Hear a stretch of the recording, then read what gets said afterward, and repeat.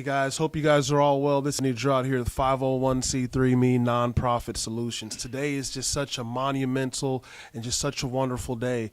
The reason why is because this is our actually first time actually sitting down with some very prominent guests, some really good figures, and I'm going to just talk about briefly how this came about. This came about through an experience in my life, and I'm blessed to say that I'm a graduate from Tennessee State University, and so I'm blessed to say that I experienced and I lived the HBCU culture to the fullest. And there was a gentleman that I met when moving from Texas and going to Nashville, Tennessee, not knowing a whole lot of people. I met a gentleman out there, great guy. Name is Jay. Met him on the 5th floor, Watson Hall, back in 2005, Tennessee State University. Going and just met him, and really learned a lot from him, learned a lot how he moved as a person, and had nothing but good things to say about him, going forward. And fast forwarding now, 10 plus years later, I can say that I was able to, have a good relationship with him, maintain a relationship with him, but be in a position to be. I'm just excited that these guys are here, because one thing that I wanted to focus on this platform is community awareness, community empowerment.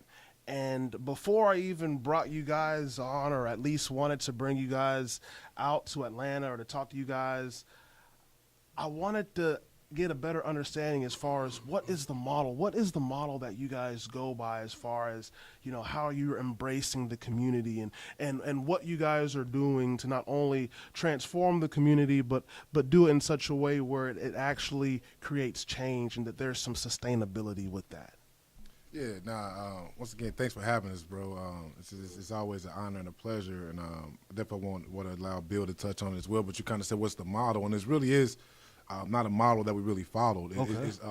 It's kind of how it started. Once again, it was me and a good friend of mine, concerning my brother named Cortel Meyer. Kind of similar situation to the story you were just talking about at Tennessee State. But me and him were both sitting on the couch, and there was an article that came out in the Atlantic, and it talked about the destruction of a black suburb, specifically talking about our community of the village of Lincoln Heights. So as we're both sitting there, we're both coaches, we deal with a lot of these kids, we both live in this community, kind of said, what are we going to do about it?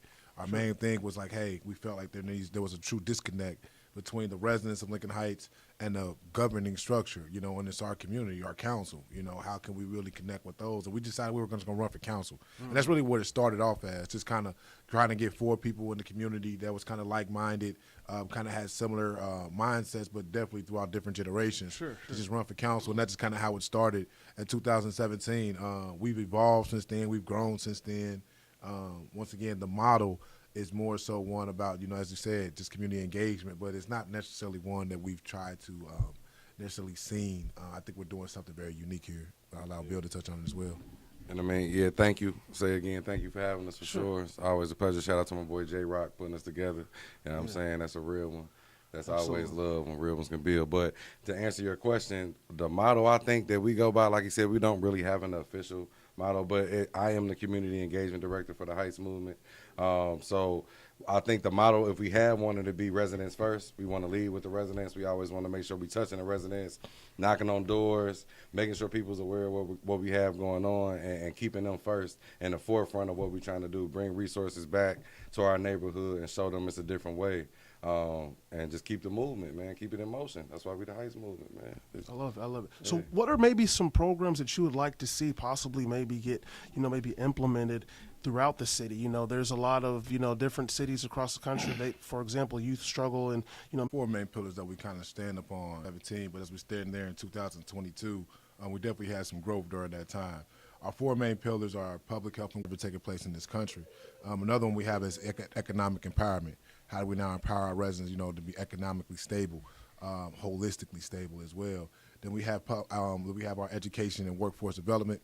And once again, that's kind of our and then obviously beautification and beautification is our last one. So beautification and social justice. Thank you, Emmanuel. So and between those last 2, especially beautification, that deals with our murals. That really deals with letting our residents know that through art and through platforms like this, you can utilize your voice.